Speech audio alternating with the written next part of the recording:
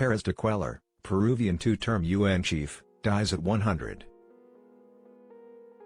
Lima, Peru, AP, Javier Pérez de Cuellar, the two-term United Nations Secretary-General who brokered a historic ceasefire between Iran and Iraq in 1988 and who in later life came out of retirement to help re-establish democracy in his Peruvian homeland, died Wednesday, Peru's foreign ministry said. He was 100. His son, Francisco Pérez de Cuellar, said his father died at home of natural causes. The former diplomat was an outstanding Peruvian, a full-bodied Democrat, who dedicated his life and work to making our country great, tweeted Peruvian President Martín Vizcarra late Wednesday. Pérez de Cuellar's death ends a long diplomatic career that brought him full circle from his first posting as secretary at the Peruvian embassy in Paris in 1944 to his later job as Peru's ambassador to France. When he began his tenure as UN Secretary-General on January 1, 1982, he was a little-known Peruvian who was a compromise candidate at a time when the United Nations was held in low esteem. Serving as UN Under-Secretary-General for Special Political Affairs, he emerged as the dark horse candidate in December 1981 after a 6-week election deadlock between UN Chief Kurt Waldheim and Tanzanian Foreign Minister Salim Ahmed Salim. Once elected, he quickly made his mark. Disturbed by the United Nations' dwindling effectiveness, he sought to revitalize the world body's faulty peacekeeping machinery. His first step was to shake the House with a highly critical report in which he warned, "We are perilously near to a new international anarchy." With the 1982 Israeli invasion of Lebanon, and with conflicts raging in Afghanistan and Cambodia and between Iran and Iraq, he complained to the General Assembly that UN resolutions are increasingly defied or ignored by those that feel themselves strong enough to do so. "The problem with the United Nations is that either it's not used or misused by member countries," he said in an interview at the end of his first year as UN Secretary-General. During his decade as UN chief, Pérez de Cuellar would earn a reputation more for diligent, quiet diplomacy than charisma. "La tune fait la chanson," he was fond of saying, meaning that melody is what makes the song and not the loudness of the singer. "He has an amiable look about him that people mistake for through-and-through softness," said an aide, who described him as tough and courageous.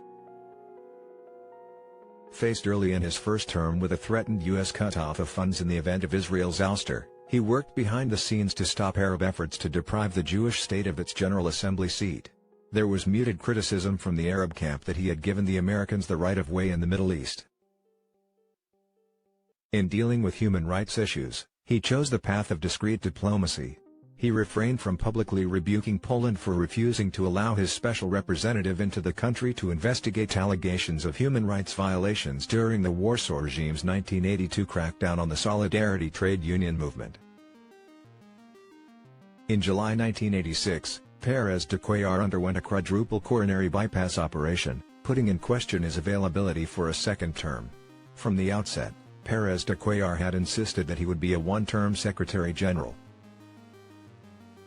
Upset with what he viewed as member states' reluctance to pitch in to help the world body out of a financial crisis, he told the New York Times in September 1986, "I don't see any reason why I should preside over the collapse of the organization."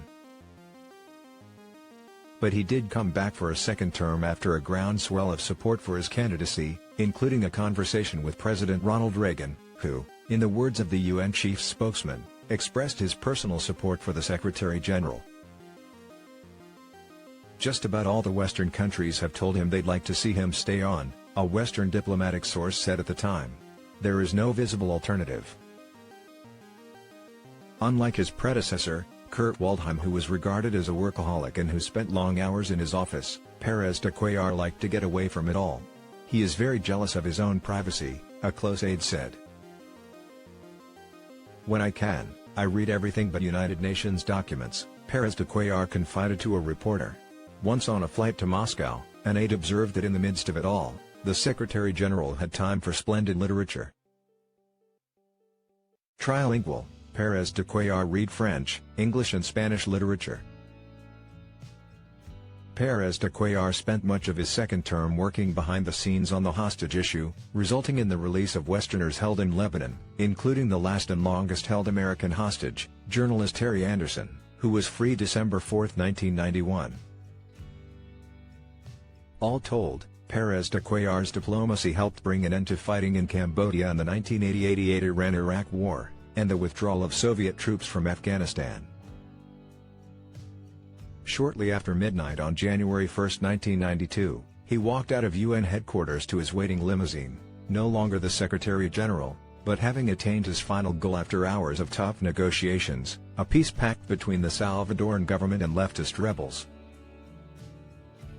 Javier Pérez de Cuellar was born in Lima on January 19, 1920. His father, a modest businessman, was an accomplished amateur pianist, according to the former Secretary-General. The family traced its roots to the Spanish town of Cuellar, north of Segovia. In Peru, the family belonged to the educated rather than the landowning class. He went to the right schools, a countryman at the United Nations once said of Pérez de Cuellar.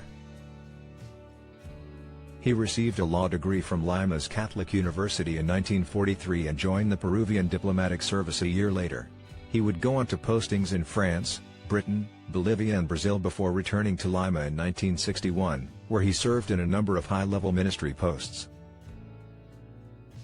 He was ambassador to Switzerland and then became Peru's first ambassador to the Soviet Union while concurrently accredited to Poland. Other assignments included the post of Secretary-General of the Peruvian Foreign Ministry and Chief Delegate to the United Nations.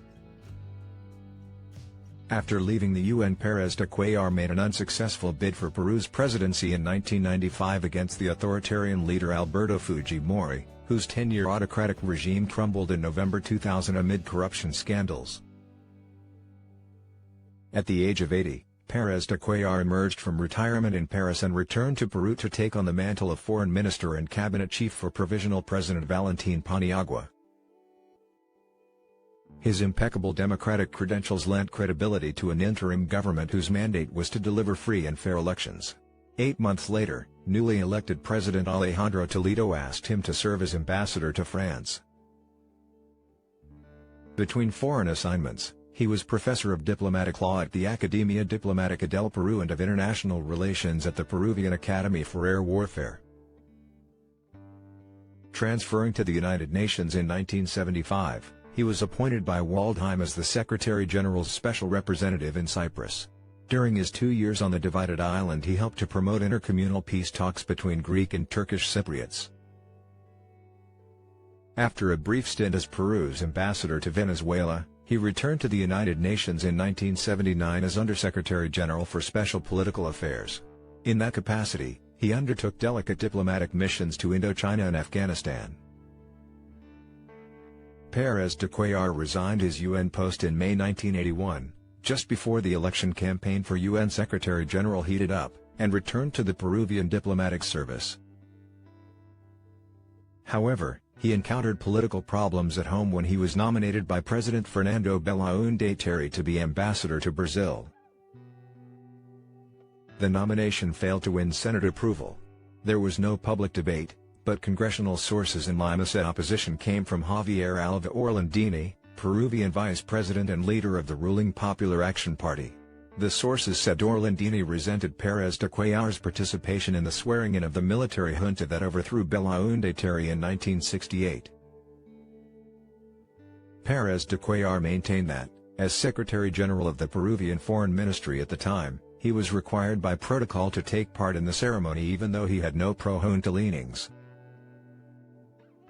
Belaúnde Terry, restored to power in 1980, reaffirmed his confidence in Pérez de Cuellar by recommending him for nomination as UN Secretary-General.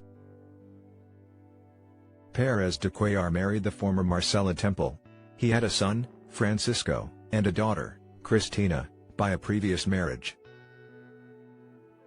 His funeral will be held at Peru's Foreign Ministry on Friday.